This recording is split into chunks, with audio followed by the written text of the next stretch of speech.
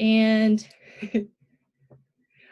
so if you'd like to introduce yourself in the chat, please share your name and where you're calling from, and then maybe something you're interested in talking or learning about on this call. And then I will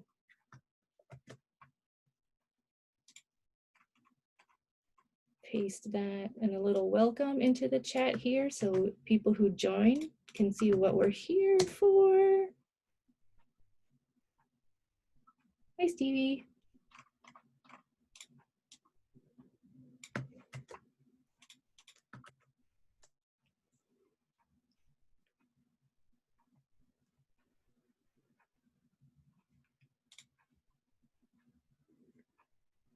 So once we get some more people coming in, some more introductions in the chat here, then we will begin with some brief introductions and then jump into stories from some of our esteemed guests here.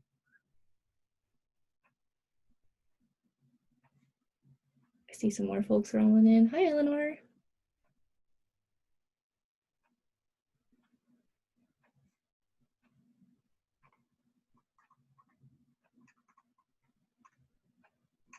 So again, for those joining, we are here for the Microplastics event at Public Lab, and we've just wrapped up a research area review where we've gathered and synthesized some information on microplastics monitoring in communities.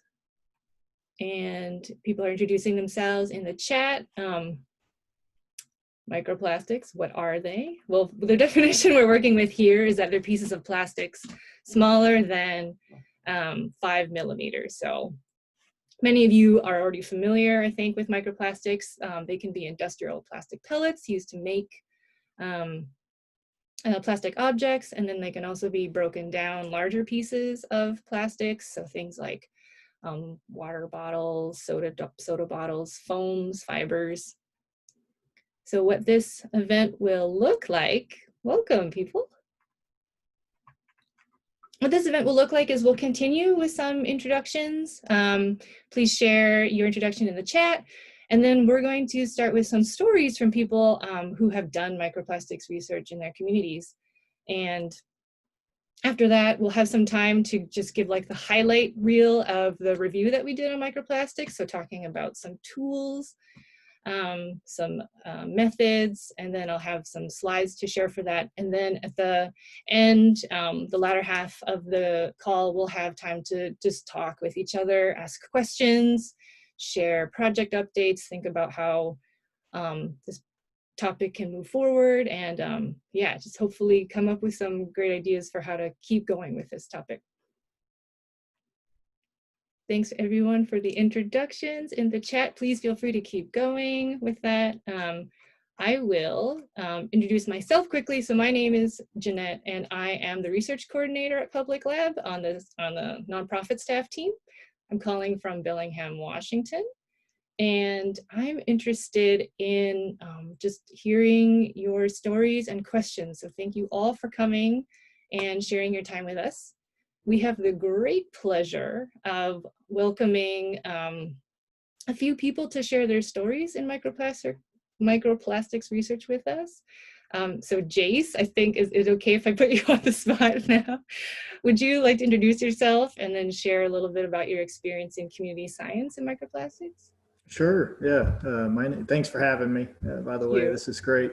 My name is Jace Tunnell, and I'm at the Mission Aransas National Estuarine Research Reserve at the University of Texas Marine Science Institute, which is a mouthful.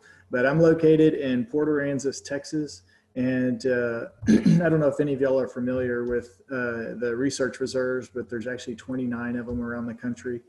And so we're one of those. We're the only one in Texas. We're the third largest.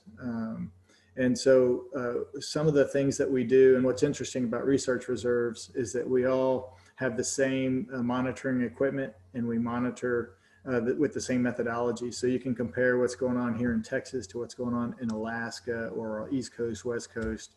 So that's what makes us kind of unique.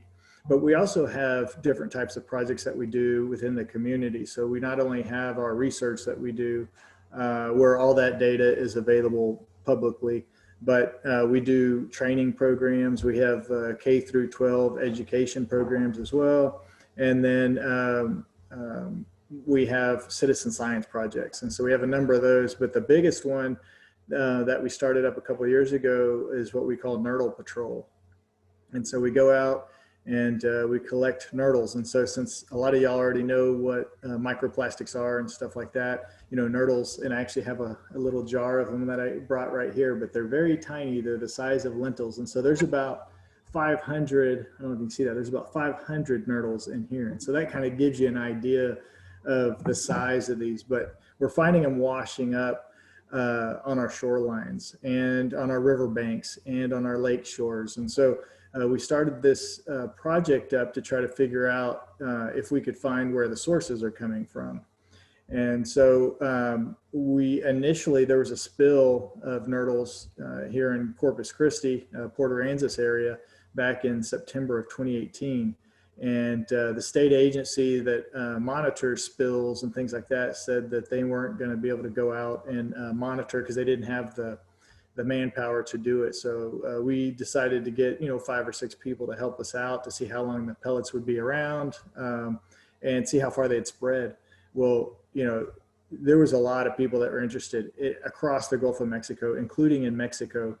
So we're working with the university in Mexico and around Veracruz, and then a nonprofit in the Yucatan Peninsula. But there was organizations in every state in the Gulf that wanted to start collecting data. So we ended up creating a Facebook page to organize everybody. It's called Nurdle Patrol. And so there's over 2,400 people on there right now, and they post on a daily basis on any news that comes out about nurdle spills or nurdle cleanups, or even what they're finding. They take selfies and all that kind of stuff.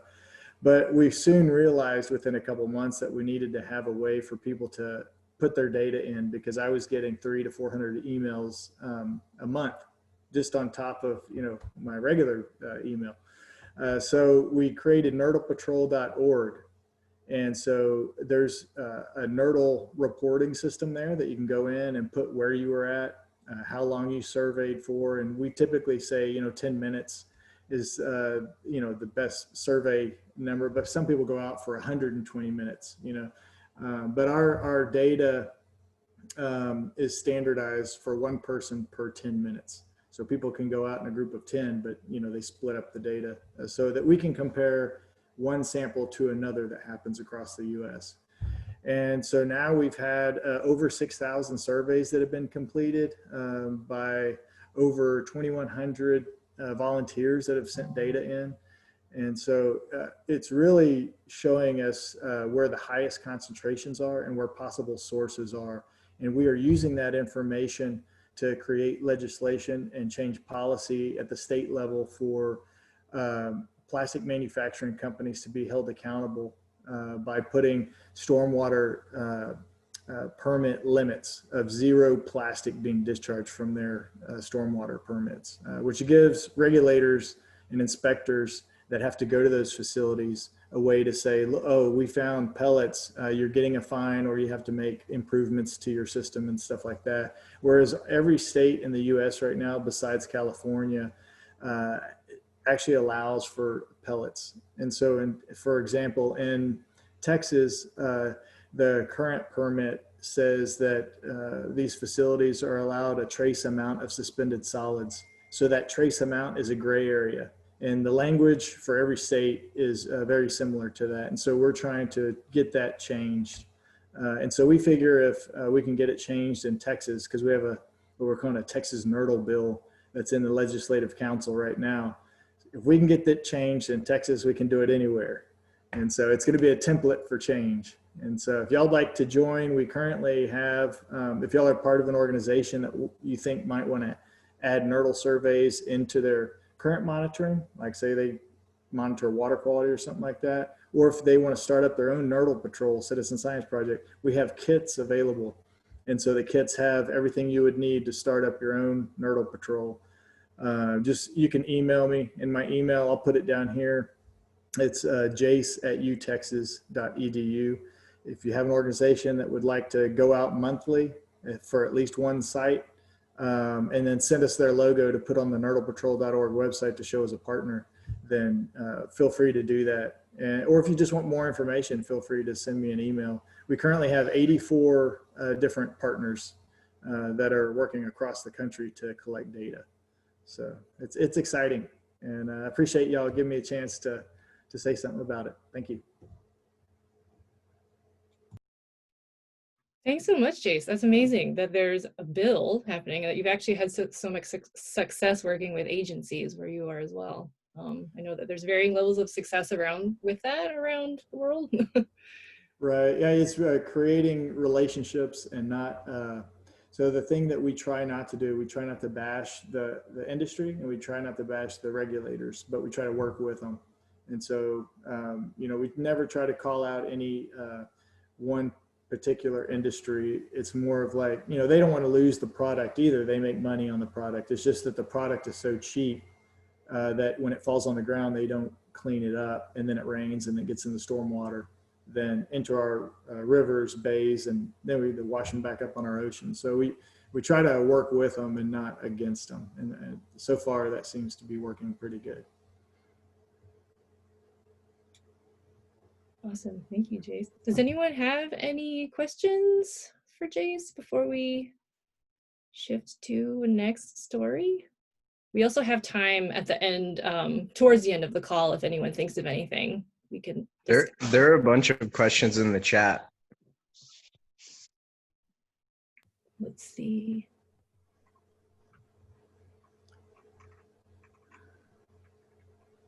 Scott, were these questions for your general interest questions?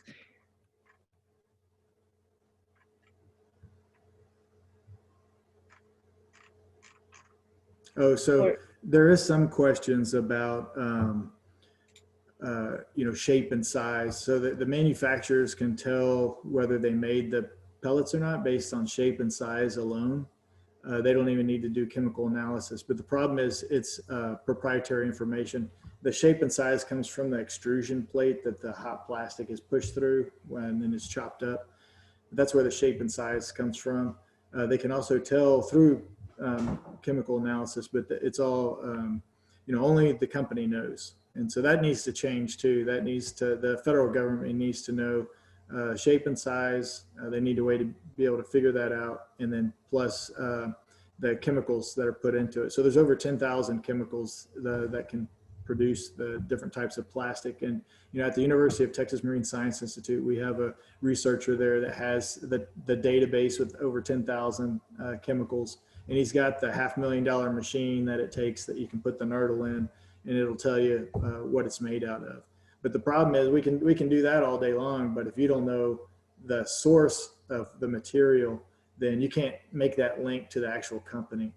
And so we're working on a project right now, fingerprinting the nurdles so that we can see how many different spills make up one sample size. So if I go out here in Texas on the beach here, and it's not uncommon to get 100 in 10 minutes, 100 pellets in 10 minutes, then I could tell you whether, that one sample was, 10 different spills, or was it 100 different spills? And so what we're seeing right now is, probably 90%. If you go out and you collect 100 nurdles, 90 of them it'd be 90 different spills that make up that. So that, if you think of 100, you might not think that that's very many. Although I do. I think that you find 2, that's too many. But with 100 and knowing that there's that many spills that made up that 100, that's a chronic issue that's happening on a daily basis, and something needs to be done about it. And there needs to be accountability for it. I have a follow-up question on that. Hi, Jason. My name's Matt. Can you hear me all right? Yeah, I can hear you. Okay. Thank you for sharing this information. I've also worked with the NER here in San Diego. I'm also blown away by the fact that there's not a NER in Louisiana, not one at all, which is amazing to me. Well, yeah, there's one about to start up. So. Oh, good. Okay. I was just wondering if you could kind of, in terms of writing this bill, avoid the analytical problems of having to pinpoint it to a specific producer, and if you can kind of maybe do something like flipping the tragedy of the commons, on its head. And anytime nurdles are found, say there's all producers get fined, and then it may force them to regulate amongst themselves, because they would then put pressure on each other to have better practices, because when one messes up, they all get punished. Probably from a regulatory standpoint, that would never fly. But then that would save all the analytical difficulties of having to pinpoint it to a specific source. So I don't know, just something to think about. Well, the Environmental Protection Agency came out with a document, and you can look it up. It's a PDF online if you Google it. It's called Plastic Pellets in the Aquatic Environment, Sources and Recommendations. And it's the date, there's a couple of them, but the one that in particular is 1992. And they compiled a bunch of research that had been done at the time, and showing where highest concentrations were. There was over 80 species of shorebirds that they showed were eating pellets at the time, sea turtles, birds, all that kind of stuff. And they also, that's right about the time that Operation Clean Sweep came online, that the American Chemical Council started, like in 1991. And so they knew that there was a problem then. And so the industry came up with this Operation Clean Sweep. That's a voluntary program that has a lot of best management practices for preventing plastic pellets from getting into the environment. The problem is that it's voluntary, and you know, there's a lot of good recommendations in there, but those things need to be mandatory. And so, you know, because of Nurdle Patrol and a couple of big lawsuits that have been going on, the industry is now talking about doing some new things. You know, whenever there's an issue, the plastics industry is, they got a lot of money and they're real creative. And so, you know, you've heard about the recycling and how we were all duped into thinking that, you know, use as much plastic as you want because you can just recycle it. Well, there's a couple of documentaries that came out this year, including The Story of Plastic, where we know that you can't recycle your way out of the amount of plastic, single-use plastics that's being produced. And so I'm sure that they're going to come up with something else, an improvement on Operation Clean Sweep or something like that. But yeah, that's a good point you make. You know, trying to be creative and getting the regulators on board, I think is important. Thank you. Thanks, Matt. I think there's another question in here from Mimi. Let's see, where is it up here? So Jace, how was the 2018 spill reported, and how did the public learn about it? So I was at the beach and looked down, and it was, the high tide line was solid plastic pellets. And so I called the coast. Actually, I put it on Facebook and said, anybody know what happened here? And immediately there was some friends that work for the state agency here, and they said, you need to call the Coast Guard, that's a spill. So I did, and you know, the Coast Guard didn't know what I was talking about. They said, plastic pellets, you know, we never heard of that. And so I called the state agency, and the next morning the state agency met me at the beach, and they took samples, and they called back a couple of days later and said, you know, most likely this happened offshore or in another country, you know, like as a spill from a ship or something. And I mean, that could have been true because of the way the currents work in the Gulf of Mexico. But, you know, when data started coming in from all these other locations, and they weren't just on the Gulf beachfront, they were way up in the bay systems with the highest concentrations up in the bay systems, where the highest concentrations of plastic manufacturers were. That was a real eye opener. So we were finding, you know, we had done a survey where there was 300,000 pellets to 1 million per mile for at least 30 miles. And, you know, a storm came about a week after, spread them all over the place. So then you were finding about 100 to 200 in a 10-minute period. Well, if you looked up in those bay systems where the manufacturers were, they were finding over 1,000. One of the surveys came back at 30,000 in 10 minutes. And so that right there says, okay, you know, this wasn't something from another country. This wasn't offshore. This is likely the highest. The reason we're having a lot of these plastic pellets come up is from the United States, and particular in Texas. Those were the highest concentrations, were Texas. And so if y'all look around nurdlepatrol.org and at the map, you can actually click on the different colored dots that are on there, and the dots say what the concentration of pellets are, but it'll give you the data of when they were collected and all that. But if you zoom out and look at the entire US, you'll notice that Florida has almost all greens, which are 0 pellets. And why do you think that is? Well, Florida has very few plastic manufacturing facilities, and they also have very few distributors. And so, you know, the further west you go in the Gulf of Mexico is where the higher concentrations of plastic manufacturing sites are. And when you get to Houston, there's the most manufacturers in Houston than anywhere in the Gulf. And that's where you'll see the highest concentrations as well. So Texas is actually, the state is actually coming up with some of their own language for permits based on not only Nurdle Patrol data, but there was a big Formosa plastics lawsuit that you might have heard about, where a waterkeepers group sued for 50 million. Nurdle Patrol got $1 million of that, and that's how we're able to afford the Nurdle Patrol startup kits to send out for free to everyone. But there's some changes that are actually being made in Texas on their own because they can see what's about to happen. And so the change hasn't been made yet, but they've already put out some draft language, and it's in public review right now. Actually, it's already closed for public review in August. So we're just waiting to hear back from the state on what they actually did. So that'll be a cool update, you know, whatever comes out of that. Hopefully, you know, by this fall, we'll be able to hear something. Thanks so much, Jace. Thank you. Yeah, and there's some good questions in here. Winnie, thanks for jumping in on that. Actually, was wondering if we could move on to you next. Winnie Cortine-Jones is the lead scientist at X Expedition, which runs all-female voyages, exploring impact of plastic and toxic pollution in our oceans. And was wondering, Winnie, if you wanted to introduce yourself more and share your story. Yeah, absolutely. Thanks so much for the introduction, and lovely to meet everybody virtually here. So I'm a research fellow based in the UK at the University of Plymouth, and I head up X Expedition Round the World Science Programme. And just as Jeanette said, this is an all-female circumnavigation of the world with the main aim of investigating plastic pollution, both large plastics and also small. We take 10 women on board with us for each of the 30 voyage legs whilst we're sailing around the world. And they're from a range of different backgrounds, interests, ages, nationalities. So we have teachers come on board, to students, to industry, policy, you name it, they come on board. There's no prerequisite to be a scientist. But everyone does get involved with sampling and looking for microplastics on board.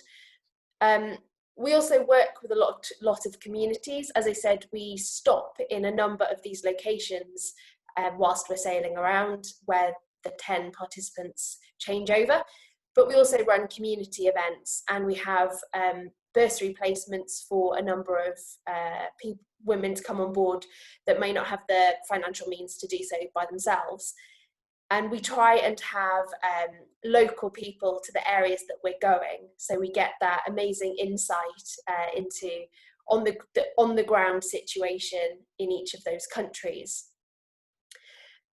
So we host a whole range of different science programs on board, some of which we just collect the samples and they come back to the lab with me at the University of Plymouth in the UK to analyse. So we're looking for microplastics in Manta Trawls in the surface of the water. We're also looking for plastics distributed lower in the water column. So prior to this role, my PhD was actually researching microplastics in the deep sea. So I'm really interested in the long-term fate of plastics, and they don't all stay in the surface, but we know that obviously the ocean is three-dimensional, and we try and emphasize that to the people that come on board. You look out and you just see this very two-dimensional surface, but there's so many processes and of course so many animals that occupy the sea below. So we're sampling in the water column as well. And when we're in coastal areas, we're also looking in sediments to see what plastics are falling out all the way down to the seafloor. We also do a NERDL observations, actually with a very similar sounding methodology, but we send our data to a UK-based organisation called FIDRA. Now you might have already heard of those, work to share data or something, but hopefully we can connect if not. So we do beach cleans, and we also are looking out for nurdles. We also work with Jen Jambek and the University of Georgia to carry out land-based assessments using their marine debris tracker app.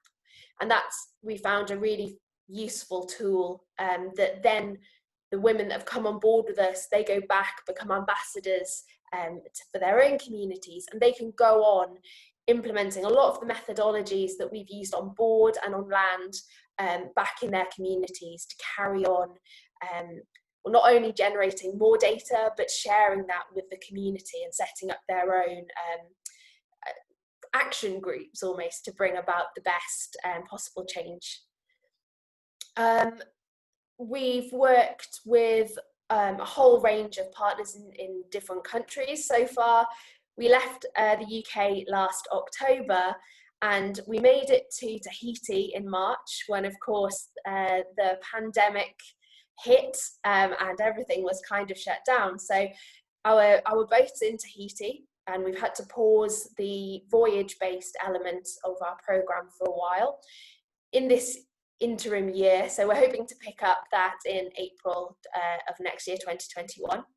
And this year we've really focused on virtual impact, ambassador program, and just this, what we're all here to talk about today, community impact and ways that you can go and carry on generating data to affect change at different levels, individuals, communities, industry, and all the way up into policy within their own communities. I guess that's a brief overview. I don't know if anyone has any specific questions about that.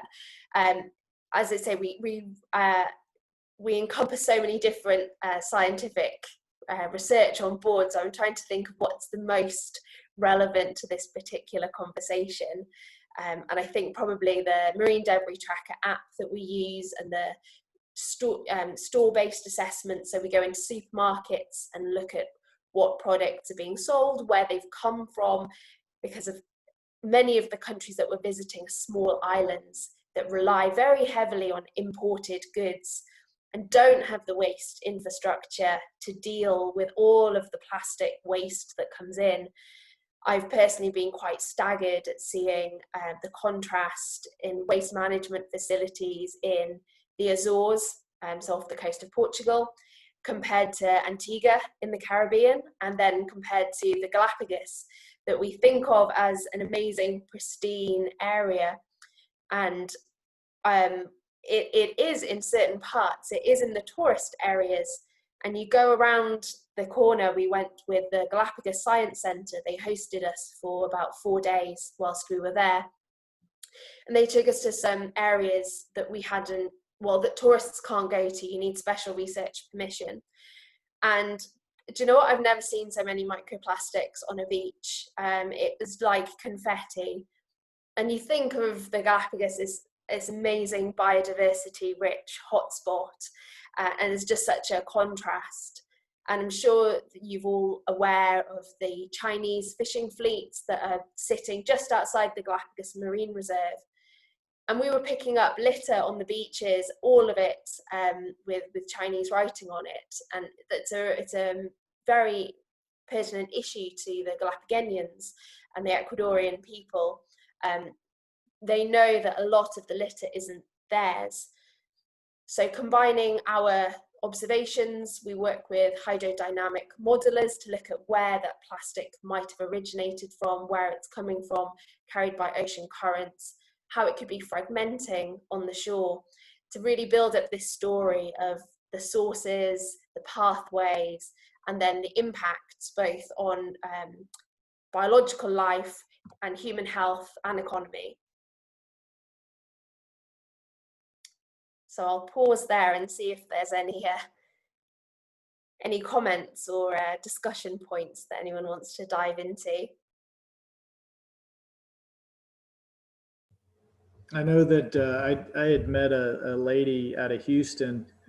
She lived in Galveston that she went on the boat, and I think it must have been this last fall or something like that. And I followed her on the Facebook page. You'll have an excellent Facebook page of showing what your research is doing, what you're finding, and all that kind of stuff. And I think it's a really cool program. Glad to hear you talk about it. Thank you very much. I know exactly who you're talking about. I'm not going to say their name, but yeah, they were on board with me quite recently. Yeah, and another part of what we're really trying to do is storytelling and sharing that awareness and bringing it up to a platform where everyone can talk about it, just increase awareness. Hi guys, Mimi here. I wanted to ask if you could tell us a little bit more about what your grocery store surveys look like and compare, or how you compare to what you see on the pages. That's a really interesting component that I haven't heard of before. Yeah, absolutely. So this is run by the University of Georgia, led by Professor Jenna Jambeck, and she provides a standard community survey for us and sampling protocol. So when we're on land, we go out and we conduct transects just in the street, actually looking at littered items, but we're also recording infrastructure at the same time. So whether that's a supermarket or a convenience store or a restaurant, or maybe a bin or a storm drain, a dump site, trash cans. And then we're actually recording what litter items we're finding dropped in the street. Cigarette butts, food packaging items. There's a very extensive list, so we fill that in. And then we couple that with going into convenience stores, supermarkets, and looking at some of the main items that are bought and sold. So the main tobacco products, the main soda drinks, the main crisps, which are chips, potato chips, trying to translate. So we just see the main brands, where they've come from and what materials they're packaged in. So some countries still do soda in glass bottles that are returnable, but very few. So the majority are in plastics. So we're recording that, likely PET bottles. And we're seeing if we find any overlap between items that are taking up a lot of space on the shelves, so the main sellers in their shop, and what we're finding on the street. And then also, as we set sail, trying to carry that out as well, whether we observe large litter. So actually, when we just sailed from Panama at the start of this year, we found a slick of large litter items, bottles, styrofoam floats, styrofoam cups, plastic shoes that we could observe, and we were tracking and taking pictures of those. But also linking that up to the microplastics. Of course, when an item is fragmented into something that's only a few millimeters across, it's really, really hard to know the origin of that item. So by having this assessment on land of the main types of items that are being sold and what polymer types they are, it allows us brings us a bit more information to work out what the potential sources of those microplastics were, and where we could try and focus bringing some kind of policy or community level change or in industry change.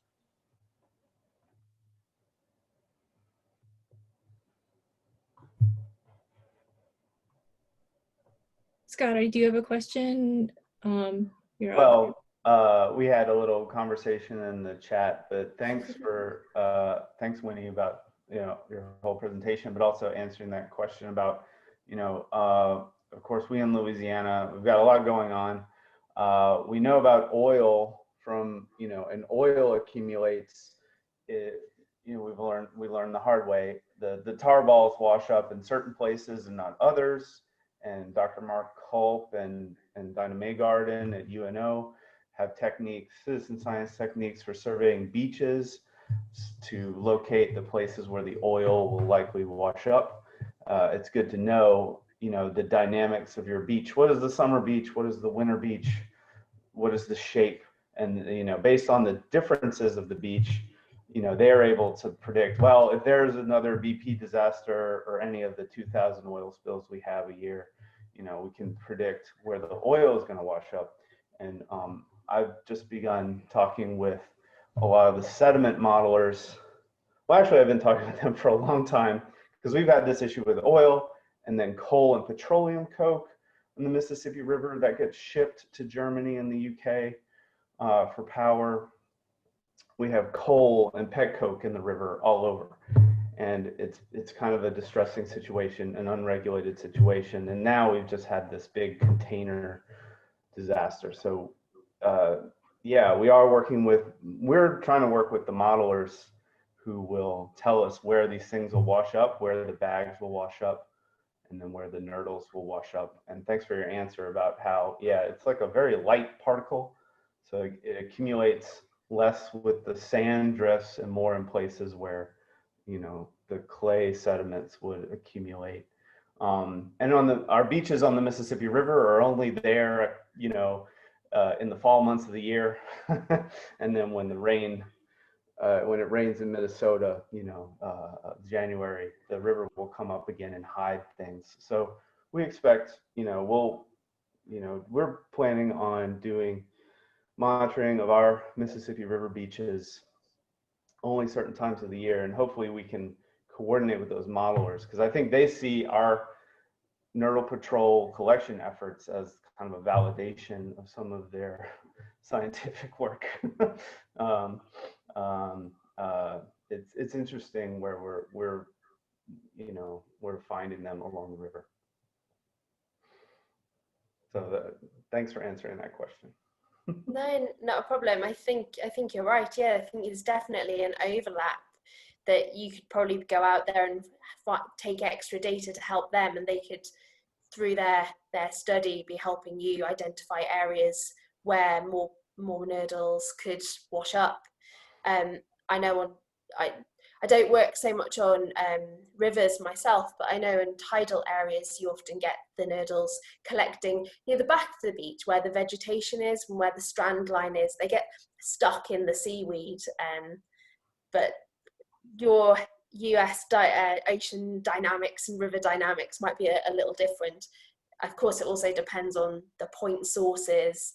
But as you're saying, if you're working with oil spill monitoring, it's very likely that might behave in a similar kind of way, and areas where they predict, and you know, these oil balls might wash up, you also might find plastic accumulating in those areas.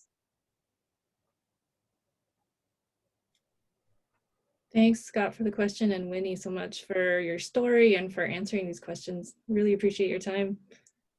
And then we also have David Boudinot from UVic, University of Victoria in BC, and also the Surfrider Foundation of Vancouver Island. I was wondering if you wanted to take a few minutes to share your story. Yeah, sure. So our story is probably familiar to many of you. We started finding plastic pellets on the beaches around Victoria. Ones that look like, you know, I have my jars of samples too. And our methods, at first we wanted to answer the question, where are these coming from? And so when we surveyed the beaches, we would take a 10-liter sample of beach, and around here, the plastic pellets are mixed in with a lot of woody debris and like other plastic bits and sand. And so we would take a 10-liter sample from kind of visually the highest concentration spot we thought on the beach, and then we would sift that down and pick out the pellets with tweezers.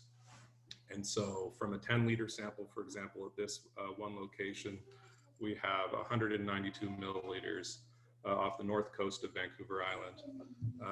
More locally in Victoria, this is a 35 milliliter sample from a 10-liter bucket. And so we're kind of able to go back to those locations and see if the problem is getting worse or better based on location. We found that the highest concentration of pellets are in areas where there's the highest winter winds, like the windstorms, are pushing the debris up on the high, on the back shore. And then when the water recedes, the pellets are left there.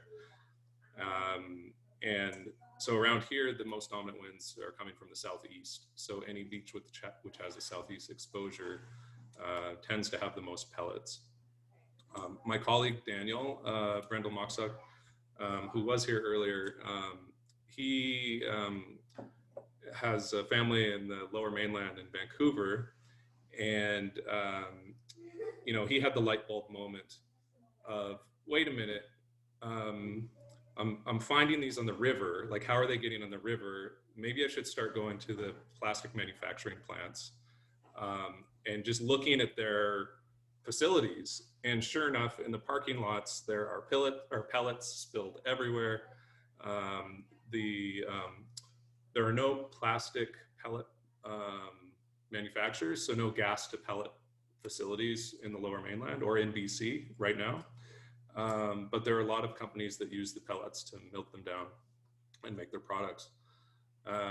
They transport them by rail. Either they'll have the rail cars next to the warehouse and they'll hook a hose into them. And it's kind of like when you're watering the garden, when you turn off the hose, there's still some water that comes out. So when they're unhooking these hoses, there's pellet spillage every time they're hooking and unhooking the hose. Some places clean them up, a lot of places don't.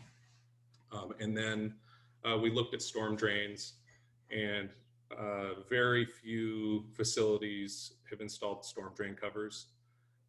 So we think the solution to pellets getting into the environment is a very easy solution. Like, require storm drain covers, number one. We know that pellets are going to get spilled, and it's totally preventable. And we're looking into changing some of the regulations in British Columbia. But even if the regulations are changed, there's still the issue of enforcement. Like, so who is enforcing the regulations? And they're kind of, deferring to us to do the enforcement, to cut, they want us to call the line to say, hey, there's pollution happening over here. But that's really not our job.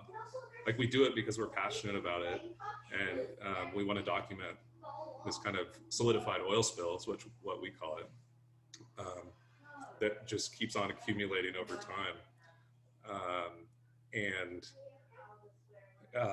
It's kind of frustrating, but we have to play kind of a long game where we're constantly collecting data and sharing the data, because we found that at the beginning of our project that there was no data. We heard anecdotes, like, we're like, well, when did pellets start appearing on our shores? Some people said, oh, well, I think maybe like in 2013, somebody on the coast saw some somewhere. And so there's no data that exists. And we want to know what beaches are pristine and have no pellets, so that when there is a spill, we can document that. So I'll post in the chat. We've worked with Surfrider Foundation, Vancouver Island, and also Surfrider Canada to bring awareness to the issue. And I find that when you talk to the public, they have no idea what you're talking about. But they think that, like, the plastic pellets, like, are from a bigger piece of plastic that's broken down, which is true in the case of polystyrene. But with a plastic pellet, they don't understand how it starts out as gas or oil, is solidified into a pellet, and then shipped around the world, and it's melted down, and then it makes all the things that we enjoy and use that are made out of plastic. And so we've been trying to educate the public, and we got some funding to do a short video where Daniel and I explain the issue, and then also kind of point the finger at the industry, because a lot of the discussion is around the consumer. It's kind of our fault that there's all this plastic in the ocean and in our rivers, and we need to recycle our way out of it. We need to do a better job of improving the municipal infrastructure, but yet there's not very much focus spent on the industry and how they are completely polluting and have been for hundreds of years in these industries. And when they're done, they walk away and then leave it up to the government and us to clean up after them. And we find that just offensive and not responsible. So it's kind of a daunting task, but I'll post in the chat our site, which we call Solidified Oil Spill, or SOS. And there's a short video there which you can use and share, which kind of breaks down exactly what it is the industry is doing and offering up some solutions to how we can solve this. So I'll leave it there for questions, but it's so nice to meet all of you and know that there's other projects going around. I'll be in touch with several of you for sure. That's so great. Thank you, David. And the solidified oil spill, when I saw that on the Surfrider site, I thought that was amazing. So impactful, very, and perfectly descriptive as well. We will have, so we have, let's see, we're coming up at the top of the hour, actually in about 12 minutes. And I want to make sure that we get to some of the questions that were brought up about basically how to start monitoring microplastics in communities, and also how maybe like youth could be involved in this as well. So I'll try to go through some of these things rather quickly, and then we'll have more time near the end also for wrap-ups and any sort of last burning questions and discussion. So I'm going to share my screen and show just a few slides, and a lot of you will be familiar, I think, with a lot of the content here, but for those who aren't, hopefully it's just really just a highlight reel of how to just get started with microplastics monitoring in your community. So I will share my screen here.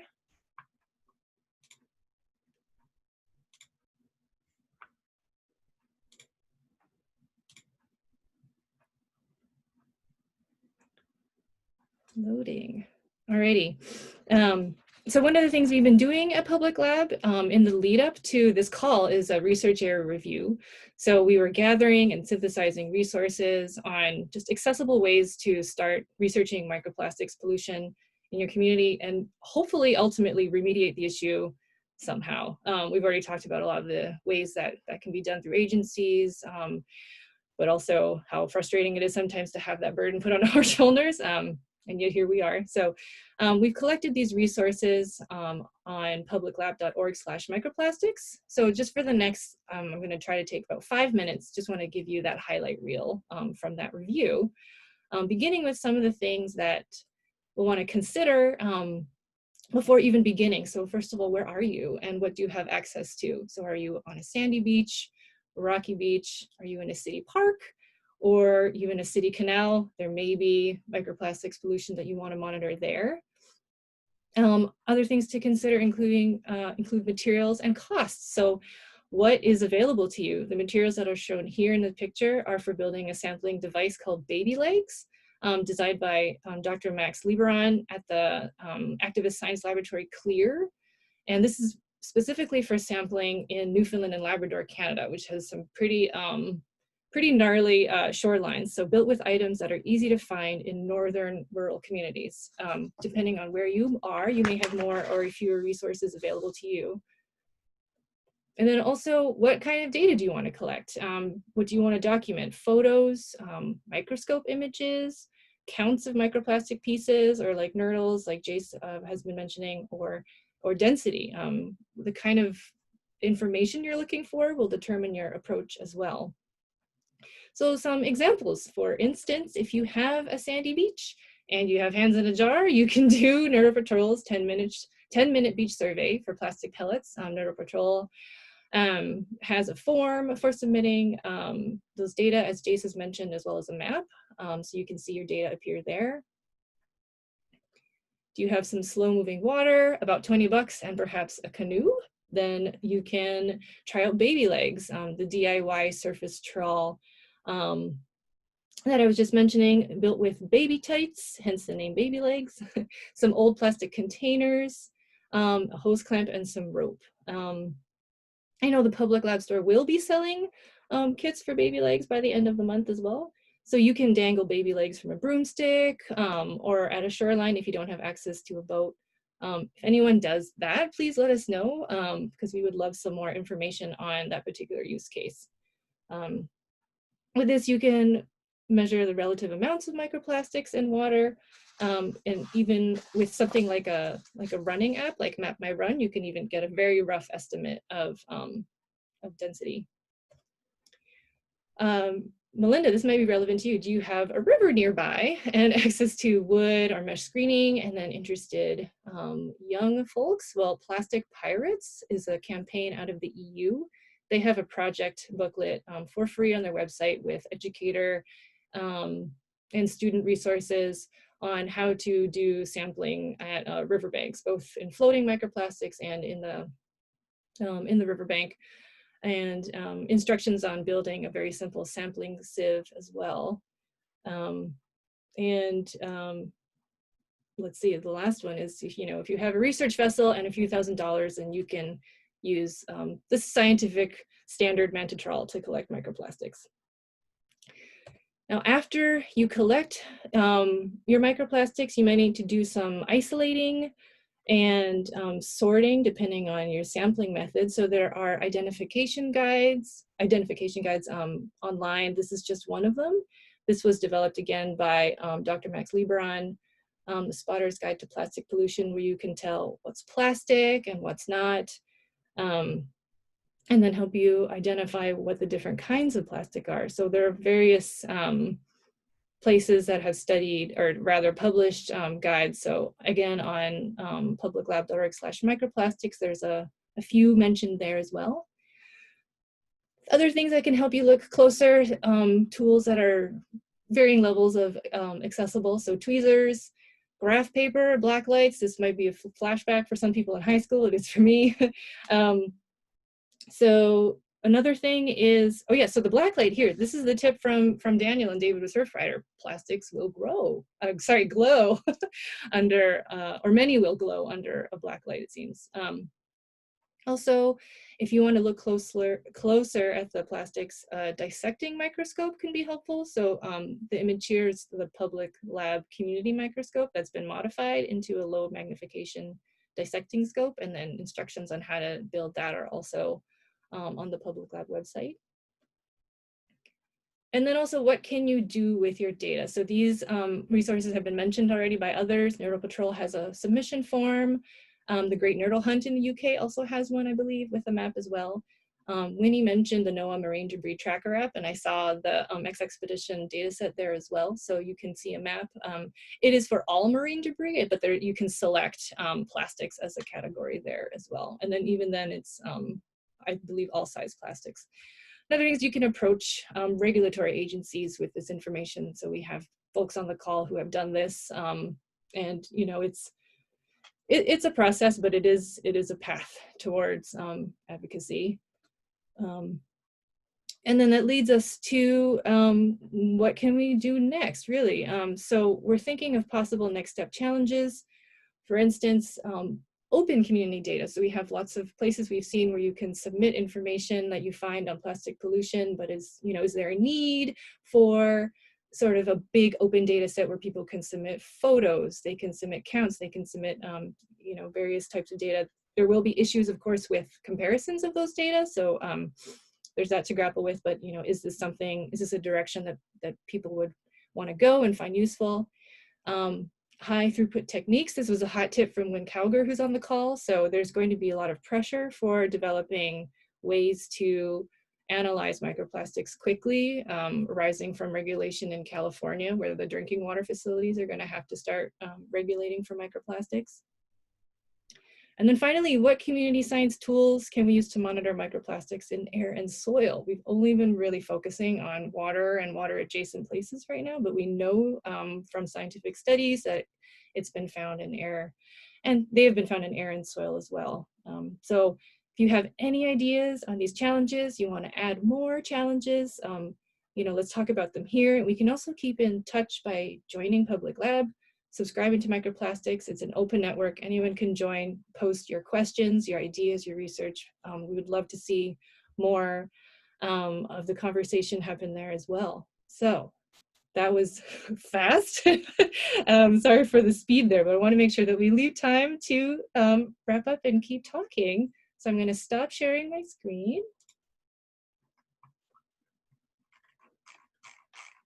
And we'll open it up to just the last couple minutes of like final burning questions or discussion points where we want to go next. Anybody? Please jump in whenever you'd like.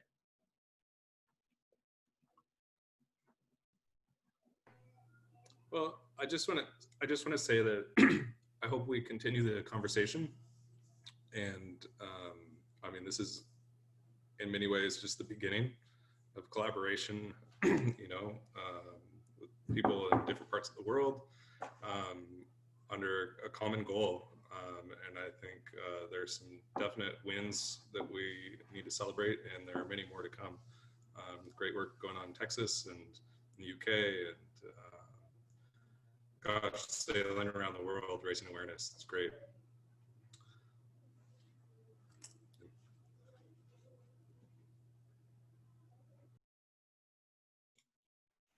Absolutely, only the beginning. 1 hour is not enough time to cover even the start of this. So thank you all so much for joining and spending your time with us, especially to David and Winnie and Jace for sharing their stories and for the excellent questions. I'm sorry if we didn't get to all of them. And also for anyone who I spoke to leading up to this, when we had a great conversation. So thanks for everyone's time. And yeah, we'll be writing up some notes about this call and posting a post on that on Public Lab, and then also sharing the recording. So yeah, if you want to continue talking about this, we also have open call every Tuesday where you can join, talk about any follow-up on any of the topics we brought up here, talk about beginning projects or any of that. It's open, so please join anytime. You can find more information on that on publiclab.org as well. And yeah, thank you all for joining. And we can keep on the line for the next few minutes. We'll leave it open, but anyone who needs to jump off, feel free to do so at the top of the hour. Thank you. Thank you so much. This was incredible. Thank you. Yeah. Thank Bye. you all.